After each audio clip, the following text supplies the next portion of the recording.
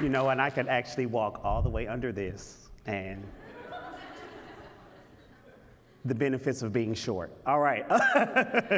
Well, as Ashford said, thank you so much. I'm Dr. Greg Shirley. I am at the Lockheed Martin Career Development Center right here at UT Arlington, right across this actual wall. And so what I want to spend some time talking to you about today is you always being on, and you know, being that either young professional or seasonal professional, you're always going to be that individual that is always going to be exploring, engaging, experiencing, embarking, and elevating into new opportunities. And so when I think about my career, my tenure, working in higher education and career development, the number 2 comes to mind. And I think about the number 2 because, as it says, Mavericks and Misfits, I'm that misfit. So I work in the Career Development Center, but I never used my Career Development Center when I was an undergrad. And so because of that, I ended up transferring, changing majors, and I extended my time in college by 2 extra years. That means I have 2 extra years in student loans to pay off.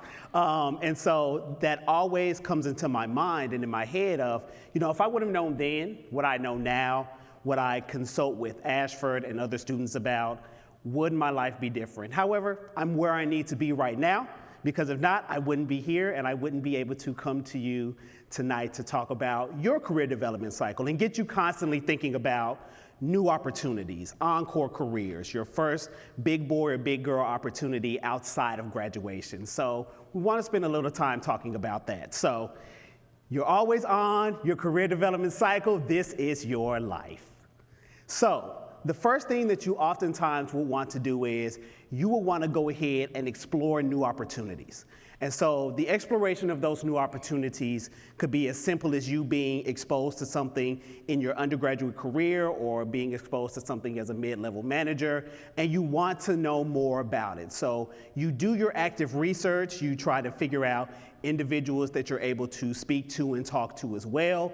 Maybe you find, you know, different associations or things that will get you exposed to that. But that exploration phase tends to come at a crossroads, or there's a spark that's set off, and it warrants you to want to find out more information that's out there. It can be a very scary time.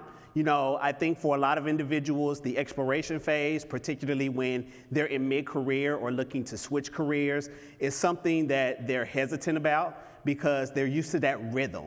They're used to the same practical things day in and day out because we find safety to be comfortable. We find comfort in the same things day in and day out. However, look at those ideas and look at those opportunities to learn something new about yourself, to develop new things that you're possibly able to do as well, and figure out new areas where you can be of service to others. So then the next thing that you'll want to consider doing is actually engaging in activities that are going to get you closer to what it is you want to do next. So maybe it's joining a new professional association. Maybe it's conducting informational interviews with individuals so you'll be able to say, you know what, I want to know more about what it is that you do. Maybe I can talk to you for about 10 to 15 minutes and you can give me some light on what it is that you do. And it's always very interesting. When you find somebody that is really passionate about what it is they want to do, they won't shut up talking about it. Like if you know that you want to be a career consultant and you tell me you want to be a career consultant, I will talk to you all day. And I will introduce you to other people. And I'll email other people. And I'll tell other people, hey, this person wants to do this. And then I'll follow up with you 2 weeks and probably kind of become your stalker. Because, you know, we got to grow our own in career development. However, on the other end, if you talk to individuals and they have very few things to say, that says a lot. Silence speaks volumes. And so it could be maybe you don't want to go into that occupation or that career field anymore. Maybe you want to find somebody else who's doing that same thing that you're going to be interested in. But always be open to engaging in those new opportunities. It's like the saying goes, a stranger is just a friend you haven't met yet. So talk to everyone because you don't know who knows somebody that may be able to help you. And oftentimes it's those indirect connections that are going to be much more powerful than the direct connections. Now, don't get me wrong, the direct connections are great. However, if the indirect connections have a little bit more investment, then they'll be able to assist you as well. And that person that's in between you and that indirect connection could be a good individual who will be able to put their reputation out there to say, you know what, I really trust this individual. I want to go ahead and introduce you to them. And so that's already laying the foundation and the groundwork. And then at this time, you also still want to go ahead and be engaging in those research and exploratory opportunities as well. You know, you can never have too much information at one given time, especially if you're trying to make a life-changing or career decision. You know, it's like my academic advisor used to say, we'll get you to the ballpark, we just gotta help you find your seat. And so in the engagement experience, that's gonna be that opportunity for you to get a little bit closer to that seat. And so then you've got the experiential phase. So that experiential phase could still be continuing, having informational interviews. Maybe if you're still an undergrad, you can go ahead and seek out job shadow opportunities. You can seek out internships just to have a little bit of skin in the game. And what I really like about those job shadow and those internship opportunities is, yes, you're making an investment, but it might not be a lifelong investment. Because you'll be able to go in there, and I tell students all the time, take the rose-colored glasses off. You know, go in there, full force, eyes open, senses ready, look at everything that you do want to do, look at the things that you may have to engage in that you might not be passionate about, because those are going to be red flags. You know, my director, Lolene Martinez-Crane, says it all the time, it's about culture and about fit. So experience is going to be that time where you identify that culture, you identify that fit. You know, don't let your parents tell you, oh, this is what you need to do, because ultimately, you're gonna be the one reporting to that occupation 8 to 5, Monday through Friday, a minimum of 40 hours a week. So if it does not align with what it is you value, what you're interested in, the personality that you have, the skills that you either possess and wanna utilize, or the skills you wanna attain, it's probably not gonna be a great fit for you. And you know what? That's okay. Everything is not for everyone. However, if we do not experience it, we're not able to say that. And so nothing ventured, nothing gained. So use that experiential opportunity if you're an undergrad to do that. If you're not an undergrad, maybe you're a mid-level or a seasoned professional, find civic opportunities that you can get involved in as well that will allow you to indirectly or even directly, maybe on weekends, maybe after work. I know it sounds stressful because I'm tired now and it's after work, but here I am. That will allow you to go ahead and have those opportunities as well. And while you're doing all of that, that's helping, once again, build your network. You're exploring other opportunities. You're engaging in new relationships by building those up. So you're really setting that foundation and reaching back through those other steps to where you'll be able to go ahead and make a much more sound decision as well. I had a case in point where I had a young lady at the previous institution that I was working at, and she told me, she just came into my office one day, she said, Dr. Shirley, and I said, yes, I want to do CSI. I'm like, okay, well, what does that mean exactly? You want to be an actor? Elaborate. She said, no, you know, on the TV show, I want to look at the body and solve the crime in an hour and have a gun. That looks awesome. I'm like, okay, well, I don't think it's going to exactly be like that, but okay, let's go ahead and play this game. So she was a biology major. So what we did was we let her shadow and arrange that opportunity at the Dallas County Medical Examiner's office.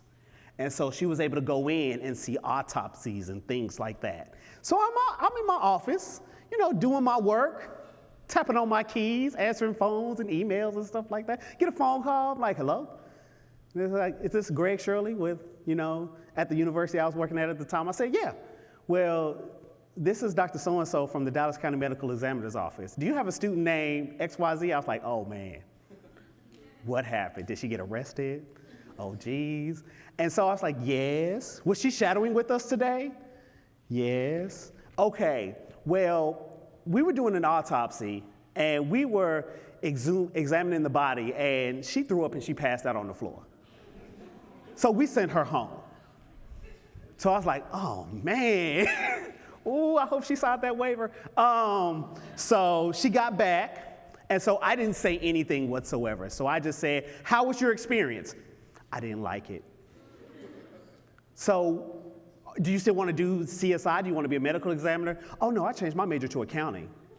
And so now she's a CPA and she loves it. And so if she had not gone through that experience, she would not have known. So before you throw up and pass out on somebody's table or floor, go through the experience first while you still have that time and that investment. So the last thing, well, not necessarily the last thing, but this is gonna be the embarking. So you've had the experience, you've made the engagement with individuals, you've done all your exploration. Now it's time to embark on that new opportunity, which can be equally as scary, particularly if you're doing a 180. But I want you to know that the embarking, that anxiety that you're feeling, is a positive anxiety. It's a good anxiety. You know, you're making that positive next step and that right move for you. And, you know, just because you may have that fear or uncertainty of the unknown does not mean that you're not going to excel in what it is you want to do. And so as you're embarking, just remember the individuals that helped you get to this point now, and remember why you did it and what the reasoning behind it and the rationale was. Because you wanted to change some things in your life. You wanted to challenge and to push yourself. You know, your career development is gonna be cyclical. You're gonna revisit this many times. You know, if you're a millennial in the room, you're going to change your career and your occupation multiple times throughout your lifetime. And that's okay. Don't let anybody tell you otherwise, because ultimately, once again, it's going to be about that fit. And hopefully, you're able to elevate and give back to those that are coming after you. So maybe it's individuals that you can mentor. Maybe it's individuals that were in student organizations that you were in. Maybe it's current students where here at UTA that you can go ahead and mentor as an alum, you know, to give them that real world perspective. I, as a career consultant, can tell you a lot of things. Your parents can tell you a lot of things. Your friends can tell you a lot of things. However, there's nothing like having the experience of somebody doing what it is you want to do to really let you know the reality of it. And so you just have to be open to giving back to those individuals as well. They were in the same situation that you are in. They're in that right now. And ultimately, what are we if not individuals that want to, you know, reach back while we're climbing? I tell people all the time, I'm not gonna be doing this for the rest of my life. I need somebody that I can trust that is gonna be competent to go ahead and replace me. You know, I wanna retire. I wanna go to Florida, you know, and be on the beach and hang out, drinking pina coladas. So what are your next steps? It's gonna really depend on who you are and where you're at right now. You know, shameless plug, if you are a current student at UT Arlington, come see us at the Career Development Center. We'll be more than happy to talk to you. We'll be more than happy to assist you. You pay for it out your student services fees, so come utilize us. If you are an alum or if you are a member of the community, identify those opportunities that will be able to be utilized for you to take that next step and take that challenge, you know. And, you know, really just think about what opportunities are already on the table for you that you may not have already explored or even considered.